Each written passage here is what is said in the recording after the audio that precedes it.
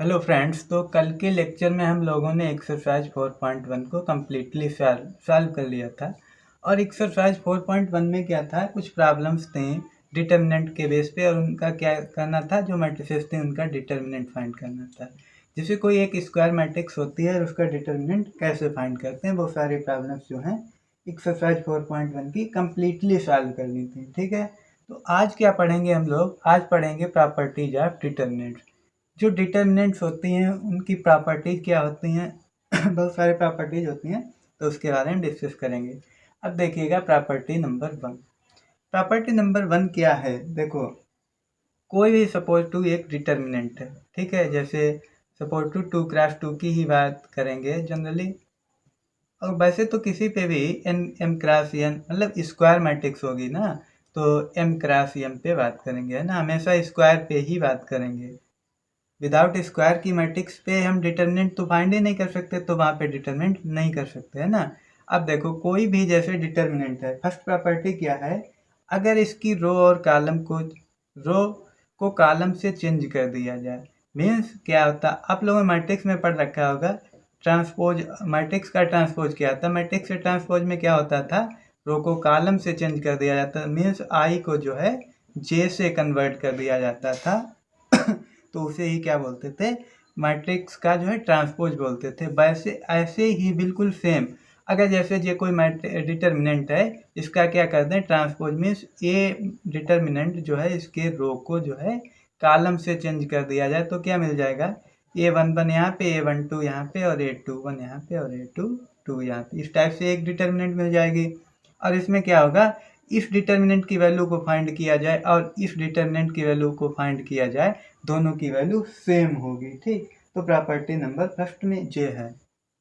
जैसे अगर इसको सॉल्व करें, इसकी और इसकी मल्टीप्लाई होगी, और इसकी सपोज टू यहाँ पे जैसे एक डिटर्मिनेंट मैं एग्जांपल के थ्रू पे बता दे रहा हूँ। देखिए जैसे एक डिटर्मिनेंट ले ली 2 4 3 2, इस टाइप से ले ली, ठीक है।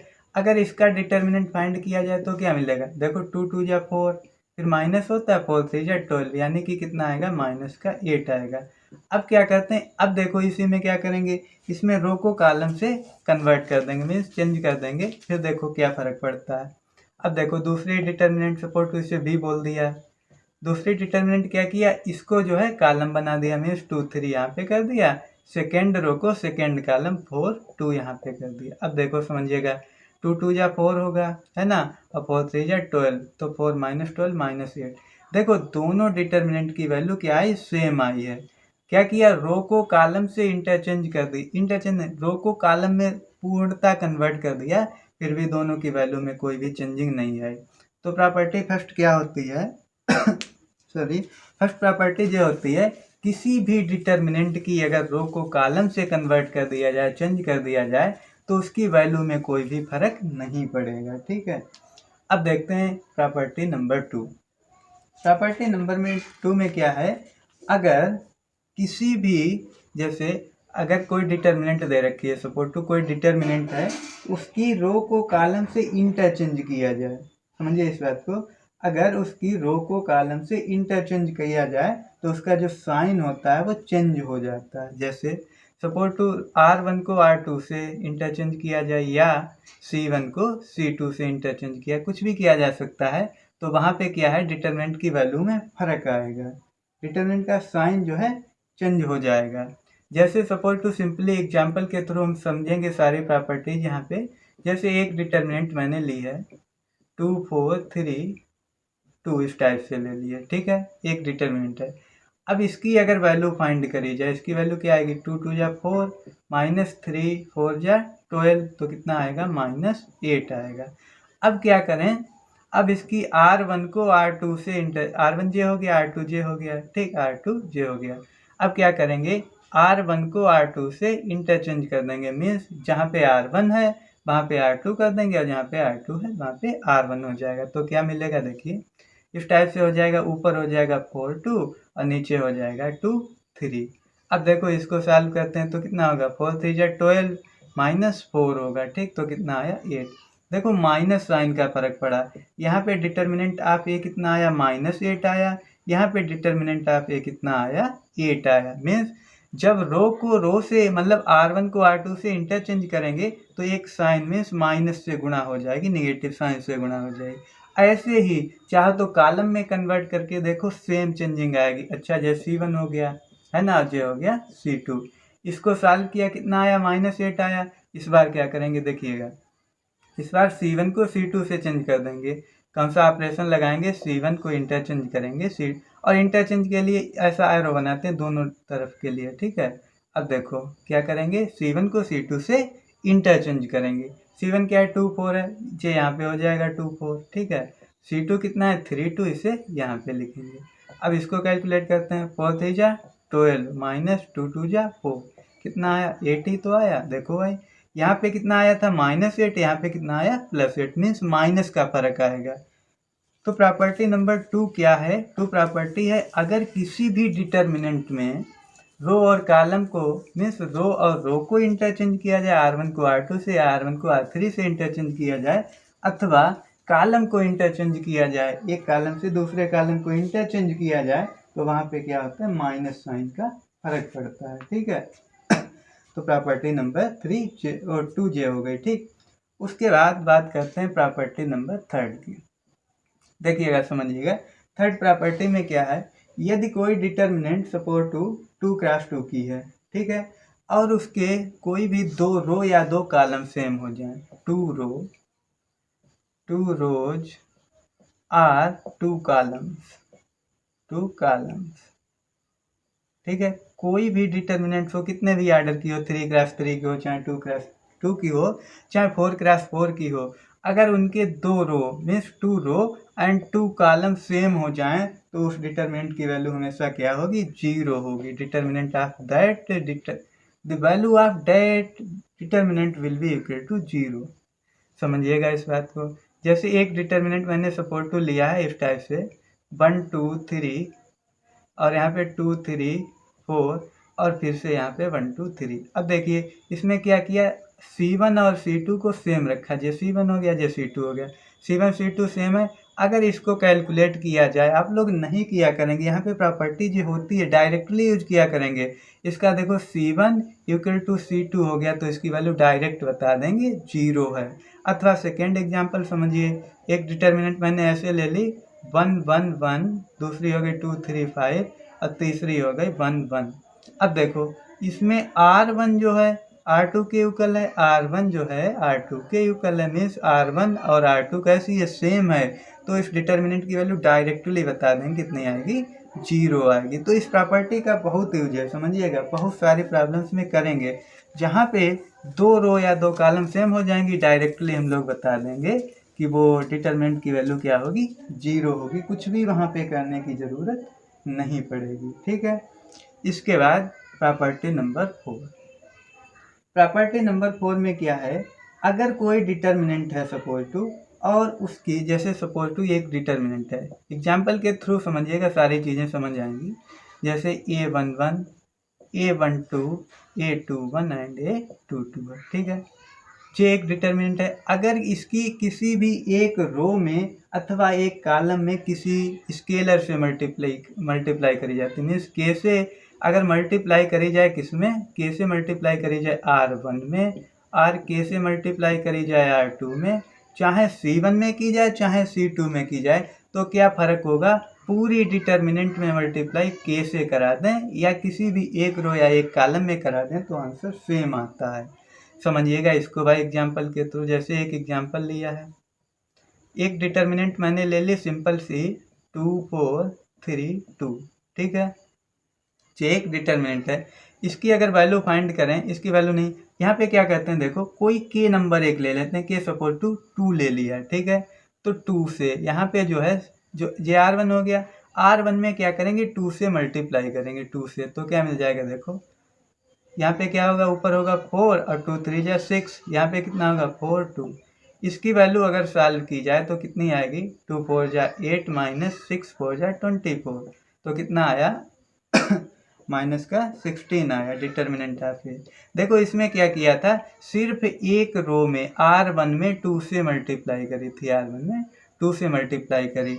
अगर पूरी डिटर्मिनेंट में 2 से मल्टीप्लाई करें तब भी वैल्यू सेम आएगी। अब देखिएगा डिटर्मिनेंट क्या थी, डिटर्मिनेंट थी हमारे पास 2, 4 और 3, 2। यहाँ पे एक डिटर्मिनेंट है, यहाँ पे पूरी डिटर्मिनेंट में मैंने क्या किया 2 से मल्टीप्लाई करा दी। तो क्या हो जाएगा, देखो इसकी वैल्यू सॉल्व कर लें। 2 2 जा 4 माइनस 4 3 जा 12, तो कितना होगा, यहाँ पे कितना होगा भाई 8 ही तो होगा माइनस का, तो -8, तो भी कितना आएगा -16 आएगा। देखो 2 इंटू डिटर्मिनेंट ऑफ ए भी -16 आएगा, और किसी एक रो में, किसी भी एक रो में, चाहे R2 में कराते, चाहे C1 में, चाहे C2 में, किसी में भी कराते, दोनों की वैल्यू कैसी आएगी, सेम ही आएगी, कोई भी फर्क नहीं पड़ेगा। मीन्स इस प्रॉपर्टी का बहुत यूज होगा, समझिएगा इसको। अगर किसी भी डिटर्मिनेंट में, किसी भी डिटर्मिनेंट की किसी एक रो अथवा किसी एक कॉलम में मल्टीप्लाई कर दी जाए ठीक है, तो उसकी वैल्यू में उतना ही फर्क आएगा जिस नंबर से मल्टीप्लाई करी थी उसी नंबर से पूरी डिटर्मिनेंट में मल्टीप्लाई कर दी जाए। तो प्रॉपर्टी नंबर 4J है, ठीक है। उसके बाद डिस्कस करते हैं प्रॉपर्टी नंबर 5। देखो प्रॉपर्टी नंबर 5 में क्या है, यदि कोई डिटर्मिनेंट है जिसकी एक रो और एक कॉलम या सभी एलिमेंट्स के, मतलब देखो समझिएगा इस प्रॉपर्टी को एग्जांपल के थ्रू मैं अच्छे समझा दे रहा हूँ। देखो जैसे सपोज टू एक डिटर्मिनेंट है, एग्जांपल समझिएगा बहुत अच्छे समझ जाएगी। एक डिटर्मिनेंट है a1 प्लस लेमडा 1, फिर है a2 plus lambda 2, a2 plus lambda 2, यहाँ पे है a3 प्लस लेमडा 3, ठीक है। और बाकी b1 b2 b3 and c1 c2 c3, ये कैसी है, एक डिटर्मिनेंट है। देखो एक डिटर्मिनेंट ऐसी है जिसकी फर्स्ट रो में हर एलिमेंट अलग अलग देखो ऐड हो रहा है, तो इस डिटर्मिनेंट को ऐसे लिखा जा सकता है ब्रेक करके। यहाँ पे देखिएगा a1 b1 c1, यहाँ पे a2 b2 और c2। इस प्रॉपर्टी का बहुत यूज होगा आगे जो अच्छे क्वेश्चंस आएंगे ना, जो एग्जामिन पे आते हैं एग्जाम्स में, वहाँ पे। अब देखो यहाँ पे क्या किया, a1 ले लिया, a2 ले लिया, a3 ले लिया। अब lambda 1 lambda 2 lambda 3 next determinant में हो जाएगा लेमडा 1 लेमडा 2 और लेमडा 3। बाकी जे वाली जो रो है वो सेम ऐसे लिखी जाएंगी, b1 b2 b3 और c1 c2 c3, इस टाइप से। मतलब इस ऐसा अगर लिखा है किसी डिटर्मिनेंट में तो उसे ऐसा ब्रेक कर सकते हैं, या कहीं पे ऐसा लिखा है तो उसे हम दोनों तरफ से जवाब सही है ऐसा भी लिख लेंगे, जैसी ज़रूरत होगी वैसा हम लोग काम किया करेंगे, ठीक है। चलो इसके बाद देख लेते हैं वो प्रॉपर्टी नंबर 6। प्रॉपर्टी नंबर 6 में क्या है देखिए समझिएगा। प्रॉपर्टी नंबर 6, तो प्रॉपर्टी 5 जो है समझ आई होगी। मीन्स दो मैट्रिक्स में कोई एक ऐसी डिटर्मिनेंट है जहाँ पे उसकी एक R1 या C1 किसी में भी एलिमेंट्स ऐड हो रहे हैं तो उनको ब्रेक करके लिखा जा सकता है, ठीक है। अब देखिए प्रॉपर्टी नंबर 6 में क्या दे रखा है। प्रॉपर्टी नंबर 6 है, यदि किसी डिटर्मिनेंट, जैसे कोई एक डिटर्मिनेंट है, उसकी रो और कॉलम, उसकी रो या कॉलम के प्रत्येक एलिमेंट में दूसरी रो, सिंपल है, देखो इसमें कोई खास चीज नहीं है।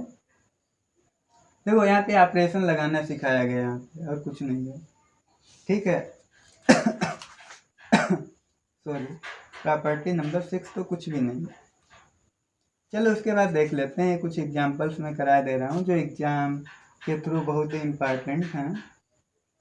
देखिएगा जैसे एग्जांपल नंबर मैं करा दे रहा हूँ 12।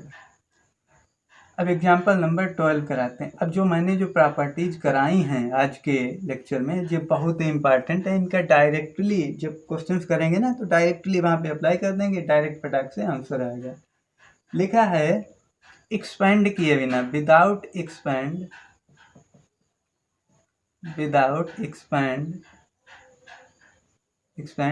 Find the value of determinant, या ऐसे कह सकते हैं without experiment prove that. Prove करना है हमें, प्रूव दैट क्या प्रूव करना है, एक डिटर्मिनेंट दे रखी इस टाइप से, देखिएगा 3x3 की है, x प्लस वाई, फिर क्या है y प्लस जेड, और फिर है z प्लस एक्स, ठीक। सेकेंड रो दे रखी है z x y, और लास्ट में दे रखा है 1 1 1। इसकी वैल्यू हमें प्रूव करनी है 0 आएगी। शर्त क्या है, इसको एक्सपेंड नहीं कर सकते, मीन्स ऐसा नहीं कर सकते एक्स प्लस वाई को लिया तो इसकी मल्टीप्लाई करा के वैसा नहीं कर सकते। विदाउट एक्सपेंड करके हमें क्या करना है, इसको 0 प्रूव करना है। तो देखिएगा बहुत सिंपल है। अब देखो इसमें प्रॉपर्टी का ही यूज कर सकते हैं और कुछ नहीं कर सकते। जब भाई एक्सपेंड ही नहीं कर सकते तो प्रॉपर्टी का यूज ही करना पड़ेगा और कोई चारा ही नहीं है। तो देखिए क्या करेंगे, डिटर्मिनेंट क्या दे रखी है, दे रखी है एक्स प्लस वाई, फिर क्या है वाई प्लस जेड और फिर है जेड प्लस एक्स। यहाँ पे क्या है, जेड है, एक्स है और वाई है। यहाँ पे क्या है, 1 है, यहाँ पे 1 और यहाँ पे भी 1। देखो एक ऑपरेशन यूज करेंगे, कौन सा ऑपरेशन होगा, R1 के प्लेस पे, R1 के प्लेस पे क्या करेंगे, R1 और R2 को ऐड कर देंगे। कहाँ पे ऐड करेंगे, R1 में ऐड करेंगे R1 प्लस R2 को। देखो क्या मिलेगा, देखो x plus Y, X plus Y और प्लस जेड हो जाएगा, है ना, x plus Y plus Z. वैसे इसमें y plus Z plus X हो जाएगा, मीन्स इसे भी लिख सकते हैं x plus Y plus Z. ऐसे ही इसे भी लिख सकते हैं x plus Y plus Z. ठीक है, फिर सेकेंड रो क्या है, जेड एक्स वाई और लास्ट क्या है 1 1 1। और अभी अभी हम लोग एक प्रॉपर्टी पढ़ के आए हैं कि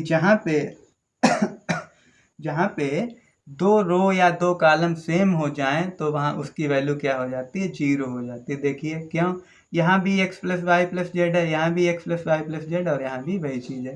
तो इसे हम कॉमन भी ले सकते हैं x plus Y plus Z को। तो देखो क्या मिलेगा, ऊपर मिलेगा 1 1 1, यहाँ क्या हो जाएगा जेड, x हो जाएगा, यहाँ हो जाएगा y, यहाँ 1 यहाँ 1 और यहाँ 1।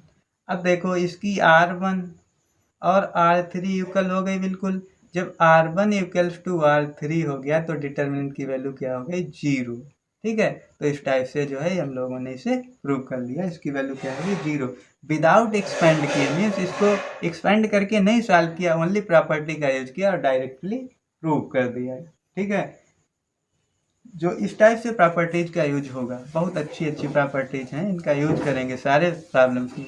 और ऐसी प्रॉब्लम्स आती हैं एग्जाम्स में, प्रूफ करने को अक्सर कर पूछी जाती हैं, क्योंकि वहाँ पे कैलकुलेशन तो कम पूछते हैं, थोड़ा प्रॉपर्टीज का यूज ज़्यादा पूछा जाता है। अब देखिएगा, मैं एक क्वेश्चन और करा दे रहा हूँ, एग्जाम्पल नंबर 14, जो इस एग्ज़ाम के लायक है, इस बार आएगा 2020 में, मोस्ट इम्पॉर्टेंट क्वेश्चन। ठीक है, ये कई बार पूछा गया एग्जाम्स में, आप लोग देखिएगा, अगर अनसॉल्व वगैरह होंगे आपके पास तो मिल जाएगा।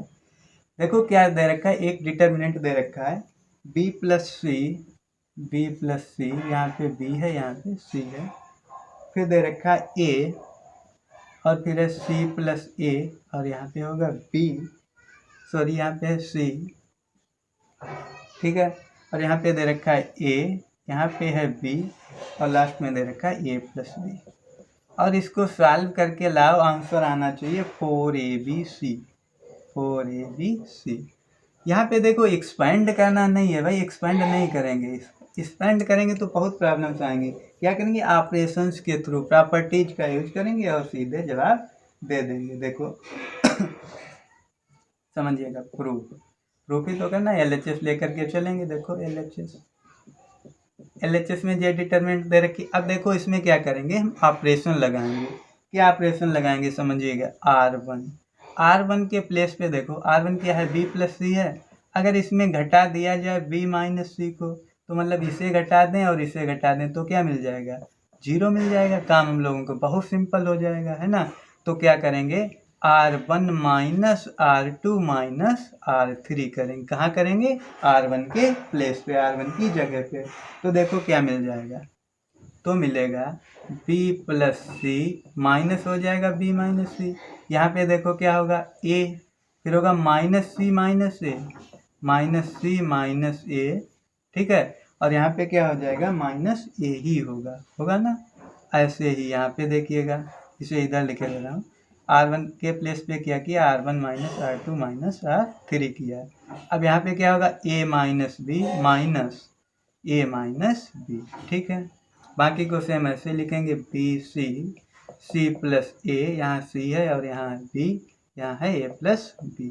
देखो क्या बचेगा, बी से बी कैंसिल, सी से सी कैंसिल। यहाँ पे देखो ए से ए कैंसिल हो रहा है, ठीक है। एक मिनट, यहाँ पे सी था ना तो सी होगा, ठीक। अब देखो यहाँ पे क्या कैंसिल हो रहा है, ए से ए कैंसिल हो रहा है, बाकी कुछ नहीं, ठीक। तो जो बच के आई है डिटर्मिनेंट क्या आई है, यहाँ पे तो क्या हो गया, जीरो हो गया ठीक है, जीरो हो गया। यहाँ क्या माइनस सी तो माइनस टू सी हो गया। यहाँ पे देखिए minus B minus two B हो गया, सिंपल है। और यहाँ क्या बचा है, बी सी, और यहाँ है सी प्लस ए, यहाँ है सी, यहाँ है बी, और यहाँ है ए प्लस बी, ठीक। तो इस टाइप से एक हम लोगों को डिटर्मिनेंट मिल गई। अब इसको सॉल्व कर लेते हैं। देखो सॉल्व कैसे करेंगे, पहले जीरो को लेंगे। कल की एक्सरसाइज में ऐसे बहुत क्वेश्चन बताए थे। R1 और C1 छूट जाएगा तो जीरो। अब जीरो की इससे मल्टीप्लाई करें, जीरो मिलने वाला है ना। देखो प्लस हो गया, फिर माइनस लेते हैं, बट यहाँ पे माइनस ऑलरेडी है तो प्लस क्या हो जाएगा 2C। अब देखो जब 2C को लेंगे, R1 छूटेगा, साथ में C2 छूटेगा ना।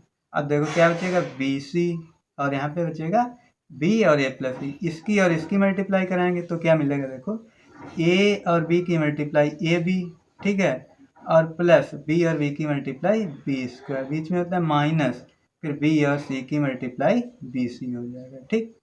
देखो प्लस माइनस फिर से आएगा प्लस, बट यहाँ माइनस है तो हमें माइनस लेना पड़ेगा, -2B। अब देखो क्या बचेगा, अब देखो जे वाला कॉलम छूटेगा है ना। अब इसकी मल्टीप्लाई, तो B और C की मल्टीप्लाई BC, फिर माइनस। अब देखो C और इसकी multiply, C square minus A square हो जाएगा, C स्क्वायर माइनस AC होगा, सॉरी AC होगा, ठीक है। अब देखो क्या मिलेगा, यहाँ पे क्या है 2C। अब देखो इसकी मल्टीप्लाई करा दो अंदर, सिंपल है, तो क्या मिलेगा 2ABC। यहाँ पे देखिएगा 2ABC, फिर क्या होगा plus 2B square C -2BC square. अब यहाँ पे माइनस से करा, -2B स्क्वायर C, और minus minus plus 2BC square, minus minus plus 2ABC। अब देखो यहाँ पे B स्क्वायर C और है B square C, plus minus minus cancel, ये भी कैंसिल। अगर 2ABC और 2ABC कितना हो गया 4ABC। तो इस टाइप से इसे जो है हम लोगों ने प्रूव कर दिया, बहुत ही सिंपल था। बाकी के दो एक एग्जाम्पल्स रह गए हैं, और उसके बाद जो है हम लोग एक्सरसाइज 4.2 डिस्कस करेंगे नेक्स्ट लेक्चर में। तो आज के लेक्चर में इतना ही रख रहा हूँ, और साथ ही साथ में मैंने कंटिन्यूटी भी शुरू कर दी है, कंटिन्यूटी एंड डिफरेंशिएटी। तो वहाँ पे भी जा कर के आप लोग सारे लेक्चर्स देख सकते हैं। और मैट्रिसेस तो ख़त्म ही हो गया है, ठीक है। तो सारे लेक्चर्स देखिएगा, सब तैयारी करिएगा, ठीक। तो थैंक यू स्टूडेंट्स, और चैनल पे पहली बार हैं तो चैनल सब्सक्राइब भी करिएगा, और फ्रेंड्स को शेयर करिएगा, ठीक है। तो थैंक यू फ्रेंड्स।